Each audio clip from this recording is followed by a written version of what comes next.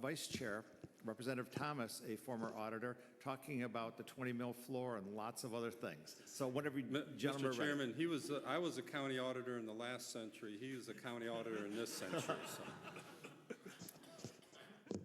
I don't know if that helps me or not. So, right? Chairman Romer, Vice Chair Thomas, Ranking Member Troy, and members of the Ways and Means Committee, thank you for allowing Representative Thomas and myself the opportunity to provide testimony on House Bill 186. As all of you are aware, the increase in property taxes is the #1 issue that residents of Ohio are dealing with. I feel people are willing to pay their fair share to help support services that include schools, fire, police, fixing roads and bridges, MRDD services, and other vital necessities which help communities thrive. But these past few years have been very challenging, so extreme that property owners are worried about whether they will be able to keep their property because they can't pay their taxes. All are asking, how did this happen, and what are the policymakers going to do about it? I feel the culprit is what I call the perfect storm that has occurred over the past 4 years. And what do I mean by the perfect storm? If you can remember, valuation times millage equals property taxes. First, let's look at the valuation. Over the past 4 years, a lot was going on. The pandemic, the lack of housing, and the increase in materials to build homes, all of this resulted in home sales increasing in some counties 25 to 40% across the whole state. I am sure if you were the seller, you were very happy, but if you were the buyer, then not so happy. However, these were the sales that the county auditors are required to use when they are calculating the values for all property in a county during a triennial or an appraisal which occurs every 3 years. Now let's look at the millage. In the past, when the values increase, the so-called 920 process kicked in for the voted millage. This was enacted back in the 70s when inflation was an issue. This reminded people that when you voted millage, you were voting dollars. So in this case, when the valuation went up due to the county reappraisal, the 920 process lowered the voted millage, which kept any increase from happening except for inside millage. So remember, as the values went up, the millage went down because of the 920. In the 80s, language was put into law that created the 20 mil floor for the schools. This basically said once the school millage hit 20 mils, it doesn't go down any further. At that time, no schools were at around the 20 mil floor, so everyone went on their merry way, and the 920 process kept working, which meant as the values went up every 3 years, the millage went down on voted millage so that you'd still receive the same amount of money. So at this time, there are 463 schools, and it could be even more because they seem to be adding on, have hit the 20 mil floor, and more will be hitting it in the future. And when that happens, the values have increased, like I said earlier, by 25 to 40%. And since the 920 process doesn't kick in, the perfect storm has arrived. House Bill 186, we feel, will solve what I'd like to call the perfect storm of property tax hikes that Ohioans have been faced with since the pandemic. I would now like to turn it over to Representative Thomas to explain what House Bill 186 will do and the process we use to get to this point. Thank you. Thank you, Representative Hoops. Chair Romer, Ranking Member Troy, members of the committee, thank you so much for your time this morning. I want to thank Representative Hoops for reaching out to me back in November, even before the election, to ask me to work on this with him. And that shows just how long we've been spending on this issue and trying to get this exact bill and legislation as right as we can. I'd also like to thank the County Auditors Association, especially Chris Klein, Department of Education and Workforce, Department of Tax, LSC, members of the school committee, many, many meetings, conversations, and drafts of this bill. So Rep. Hoops explained the issue specifically with the 20 mil floor. I think we all have talked quite at length about the problems and where we have seen in terms of moving. And I want to be very, very clear. I firmly believe that a government should ask the voters for more revenue and taxes and should absolutely get the voters' approval before receiving more than inflation in taxes. And I think we can all agree generally with that philosophy, and that is the ultimate underpinning of House Bill 186. For the purposes of the taxpayer, if I were to talk to the taxpayer about this bill, the intent is to separate and disconnect as best possible the rises in the property values with rises in unvoted property taxes. We as legislature, of course, passed House Bill 920 to do just this, to separate the values from the actual tax amounts being paid. Unfortunately, though, the 20 mil floor guaranteed tax rate put a hole right through that legislation and that goal. So this bill would ensure that the value of the school district for the purposes of tax rate calculation and the formula with the 20 mil floor would only increase by the inflation that happened during that revaluation cycle, not the full impact of what we've seen during the perfect storm of spikes in property values. This ensures the legislation is constitutional and uniform across the state, and that taxpayers would not see a direct connection between the rises in values and the rises in tax rate. Now then, for the purpose of the school district, the intent is to still allow revenue growth. We do this with all local governments, townships, counties, cities, villages, schools. But again, we should all be able to agree that they should not receive more than inflation unless the voters have approved that increase. Frankly, we will continue to see more and more schools reaching that 20 mil guaranteed tax rate as we've not seen the real estate market slowing down or decreasing to the extent where schools will be able to stay above that threshold. So House Bill 186 is the right step. This is what I would kind of consider a long-term look and a long-term action that we can take as a legislature, in addition to the short-term things that we're doing now in order to help address property taxes. This gets at one of our pillars, trying to decrease and slow down the spikes and unvoted increases that we've seen over the years. It's not a silver bullet. It's not the only bill that we need to pass.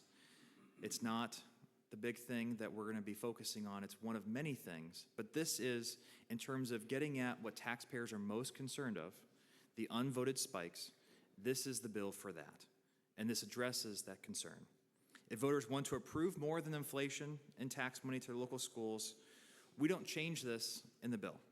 We make that process more accountable through other actions that we as a legislature have taken, but we limit the rise in unvoted spikes with House Bill 186. So with that, we're more than happy to answer any questions that you have on more details to the bill. Thank you so much for your testimony, representatives.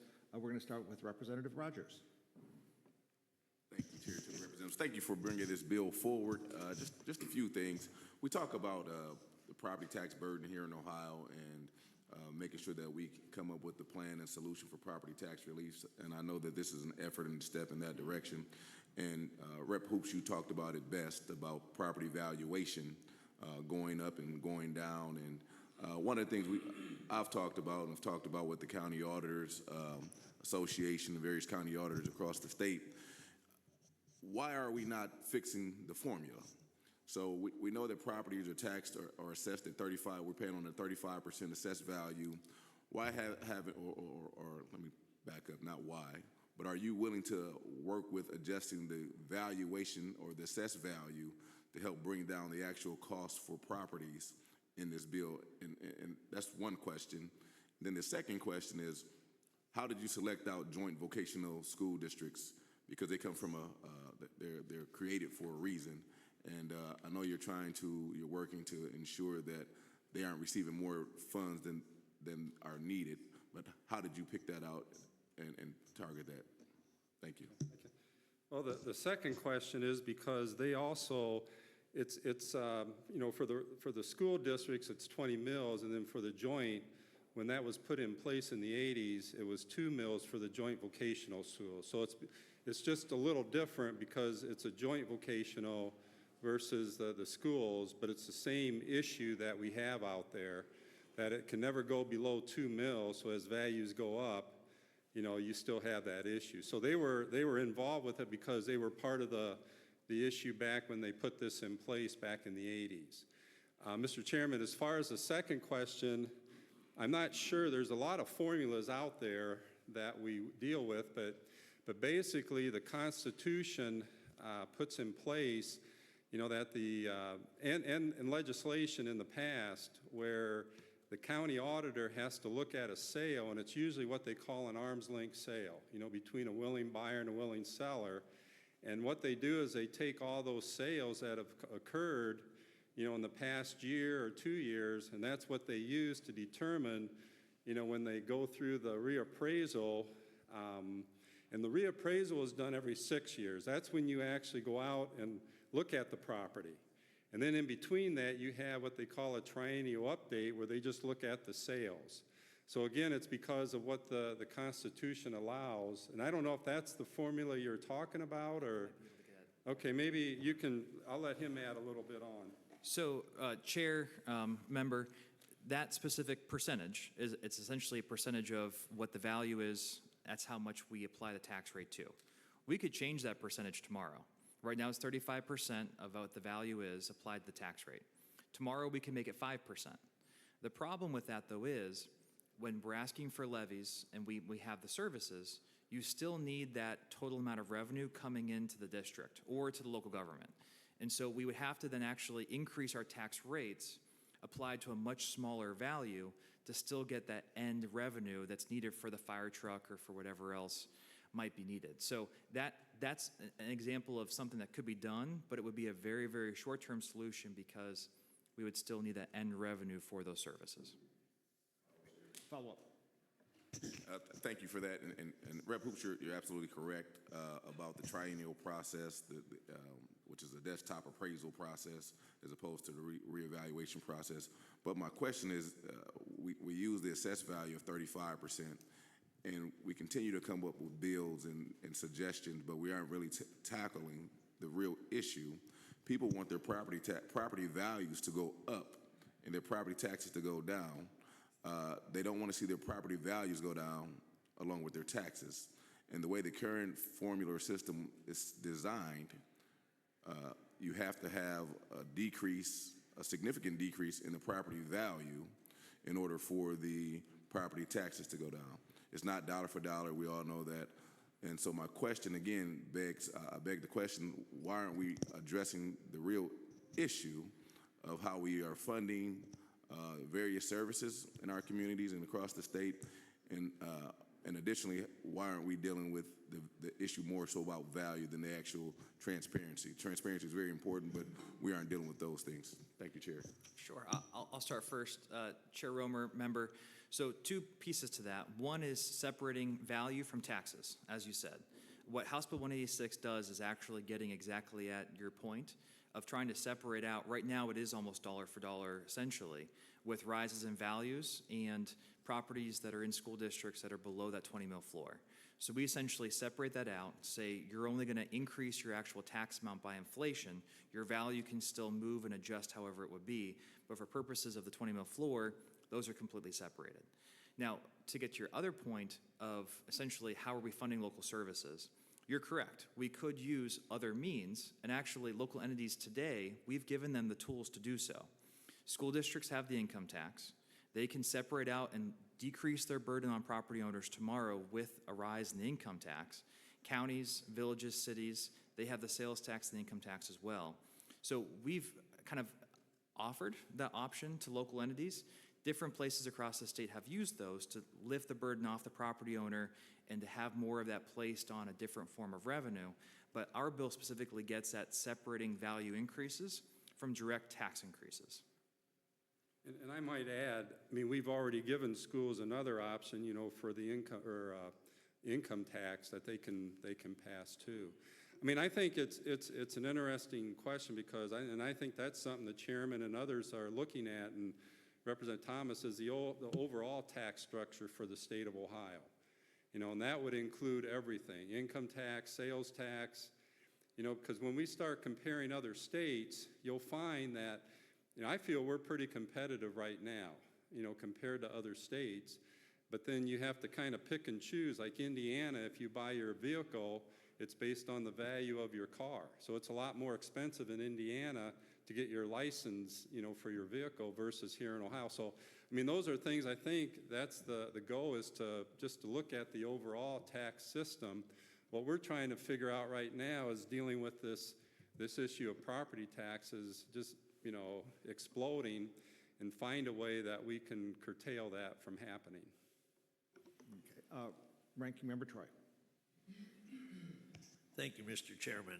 Thank you, Mr. Auditor from the last century and the auditor from, as a legislator from both centuries, the last one and the current one. Certainly, yeah, and some of the things come up, and it's interesting.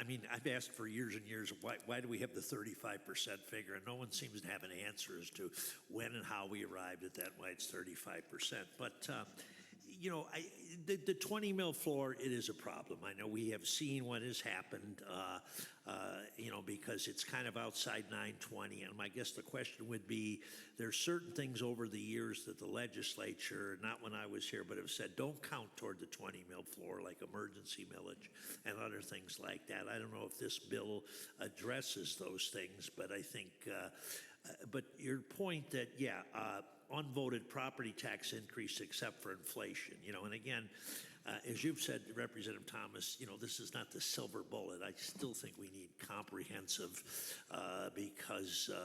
tax reform, because if we could somehow lift the lid on 920, somehow let inflationary growth there, then put the lid on things like the 20 mil floor and inside millage and all that, I would think if everybody was getting 4 or 5% more revenue every year on the tax spender side, and everybody's property taxes were going up 4% a year, things would be a lot more calmer than they are today. So the fact that so many school districts now are on this 20 mil floor, and it's been in some places a windfall, which they argue, well, it's the money I never was able to get because of 920. Does your plan to maybe do this gradually, maybe wean some of these things on? Because sometimes when you go to a school district and say we've cut this, and you've either got to send us back a big refund or count on a 30% decrease in revenue next year. I guess the question of should we be trying to do this gradually, realizing there's going to be collateral damage, that to make the system fair, these entities are going to lose some dollars. So your thoughts on that? Sure. Chair, ranking member, handful of things. First, House Bill 129, which I introduced, would get at your first question of what types of levies should count towards the 20 mil floor and what types of levies should not count towards the 20 mil floor. So that has been introduced in the House and in the Senate. Second point, comprehensive tax reform. What is it? In my opinion, ultimately, frankly, it's spending reform, and it's helping to decrease our actual cost of government at all different levels. We can't look around the tax piece of it if we're not also tackling the spending piece, which we've talked about, and I think that's another piece of it. Third point, I would say that this is a gradual application to schools. One, in that these updates occur every 3 years. So schools that are having an update last year, for example, know that they're going to receive less than they would have in 2 years. Schools that may not be on an update next year, I would argue, look at the past 5 years. What we've seen in terms of the unvoted spikes in revenue to our school districts due to the 20 mil floor, I think that they've had quite a bit of time to be able to adjust, to look at their budgets, to save. We see that issue with the carryovers that the speaker talked about yesterday. So moving forward, what our bill does is not cut schools. What they would receive is less than what they would have received had we not limited their revenue growth to inflation from the property owners. So schools will not be receiving less in revenue, they just will receive less of a spike in that unvoted amount. So I don't think that there's a need for a gradual kind of introduction of this approach, because the approach is already gradual anyway. And then two, we're giving schools more revenue. We're allowing them to take more from the property taxpayer already. We're just saying you should not have those 30, 35% spikes. It's much more of the whatever inflation might be. Follow up. Yeah, so I have a couple school districts aren't on the 20 mil floor. I have one that's on the 20 mil floor.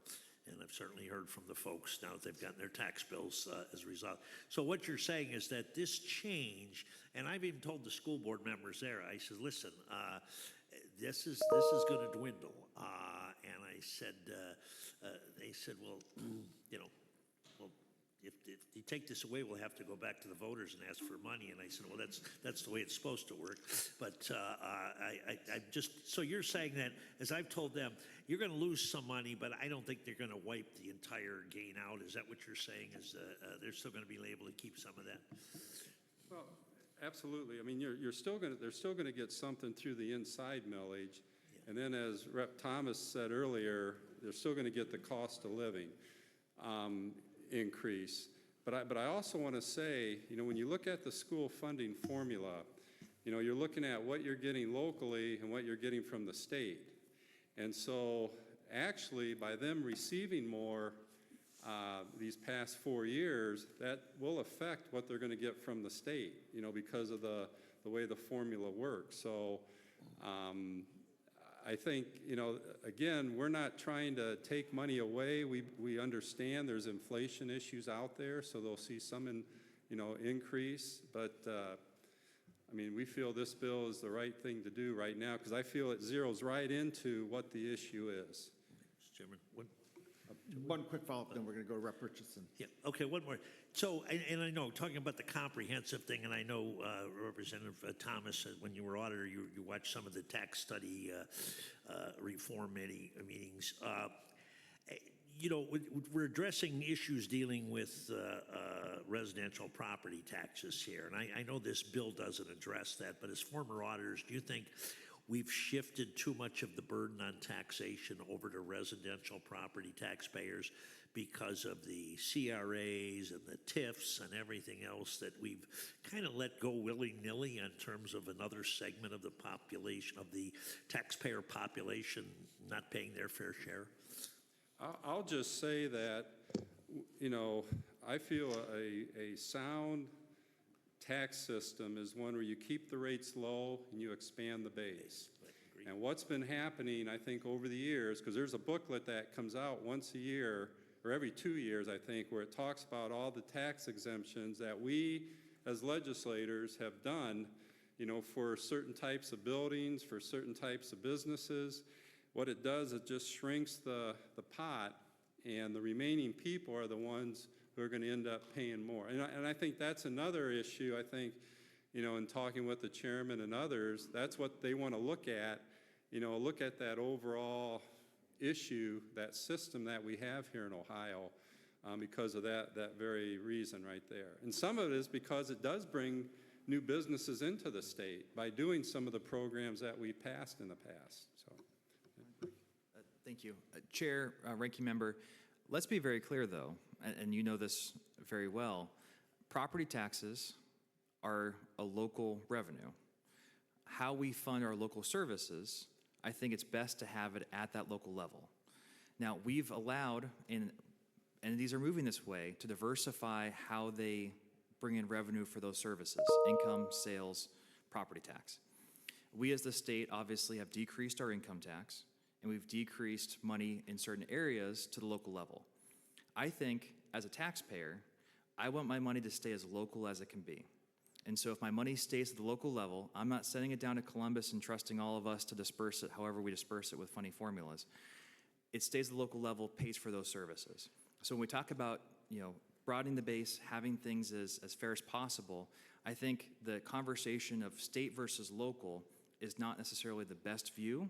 I would say it's look at local, look at how we're bringing it in, and diversify how we're bringing it at the local level. Okay. Representative Richardson. Thank you, Chairman, and I must say very sincerely, I appreciate you using your expertise and your experiences to tackle this compelling concern of these escalating property taxes. I really do. I would like to, I think part of my question was already answered. I do think that as we look at the wholesome approach you've taken to this, there's still that outstanding question. What is the impact on public education funding? There is no fiscal analysis here, and I do think that we do need to continue to have those conversations. But I appreciate the fact that you sort of found this common ground where we can predict in some way through inflationary rates some additional funding that will satisfy what we consider, the most compelling with inflation. So thank you for the bill. My question then here is, do we have, do I understand this correctly? This isn't automatic inflationary increases, correct? It's only with regard to a particular millage rate. So the schools aren't going to automatically get inflationary increases in property taxes unless they're at, That they're at the 20, I'm sorry, Mr. Chairman, they're at the 20 mil floor, correct? okay, Yeah. that's what I thought. And Representative Richard, I want to let you know too in the committee that we had many, as Rep. Thomas talked about, interested party meetings where we brought in, Howard Fleeter, who I consider, really knowledgeable on school taxes, Department of Education, the Department of Taxation, because they're the ones that are going to be implementing this thing. So we wanted to make sure that they could, do their computer tech stuff to be able to implement something like this. So and the county auditors were very involved. So we brought in about everybody we could to look at this issue. Thank you, no further questions. And again, I appreciate you guys doing that in advance of this, Yes, rather than yeah. dropping the bill and then figuring out the intricacies. When you do that up front, it makes it much more efficient. Do we have other questions or comments? Seeing none, thank you so much. Thank you. Vice Chair, you get to come back up here now.